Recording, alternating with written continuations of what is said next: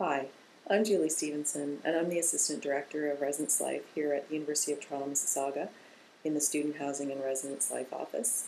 I've been in the department for the last 18 years in various roles, and specifically within the Assistant Director position with the last 5 years. Can you talk a little about the RLC position? My position as Assistant Director kind of came about at the same time that we began with the Residence Life Coordinator positions in 2003. Those were our first time having those positions. We had two, and we separated them into a Residence Life Coordinator who was involved with student success and leadership, and a Residence Life Coordinator who was associated with first-year students in transition. Over the course of the last 5 years, those have been less specified, and we currently still have two positions, but they've evolved as the campus has evolved. What is it about certain applicants that stick out? I'd have to say that having posted the position of RLC over the last 5 years, we've probably posted it 6 times, and for each application period, we have probably 80 to 100 applicants. So we have to narrow that number down. We generally get it down to between 5 and 8 people that we would actually interview. And the interview can take the form initially of a phone interview depending on where the candidate has applied from. If they're a long distance, we may phone them and do a phone interview first. And probably, I guess on average, we've had face-to-face interviews with about 5 candidates per application. So we've probably interviewed face-to-face between 30 and 40 candidates for the RLC position. I think the thing that makes them stand out the most within their application, initially they have to get our attention when they send in their application and cover letter.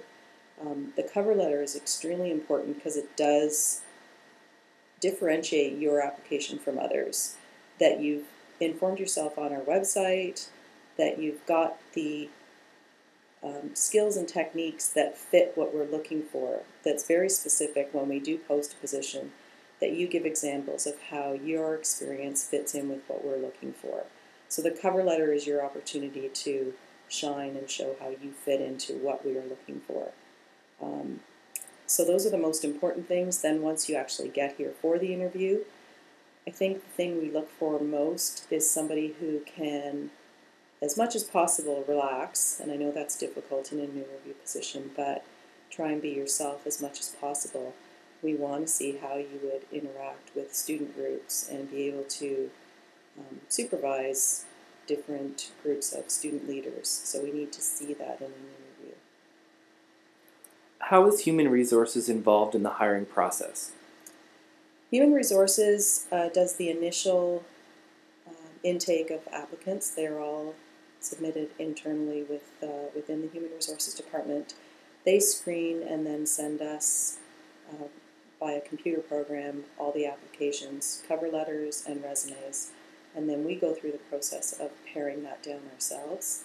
They do have a process where they can check off how applicable that person is to our position, given what we've said are our requirements. So they can let us know that yes, they meet the education requirement, the years of experience, and rate it that way. But they will send us all of them to look at. So even if you don't quite fit all of the qualifications, it doesn't mean that we wouldn't see your application. And then the interviewing is more or less up to our department. We know specifically what we're looking for, so they pretty much hand the process over to us and we follow it through from there. Do you have any advice for potential applicants? I think the best advice, as I've touched on a little bit, would just try and be yourself and relax as much as possible. The type of position it is a fun, outgoing type position. So if you're too if you're too self-conscious when you come into the interview and can't relax a little bit and try and be yourself and show that you're this fun, enthusiastic person, it's going to hurt you. So it's more to be prepared, try and relax. The more prepared you are, hopefully the more relaxed that you would be. Julie, why do you love your job and what makes you passionate about it? Um, I think the reason I love my job and the reason that I have been able to be doing it for as long as I have and work in this environment is because of the people that I get to work with. Not only the professional people that are the RLCs, but the student leaders who work with them and with our department. The changeover every year, it's a new group. They're enthusiastic and spirited and want to see the best for the students who are on our campus. And we try and facilitate that and make this a great experience for our students on campus. Okay, great. Thanks, Julie. Say hi to the RLC 2008 delegates. Hi, everybody.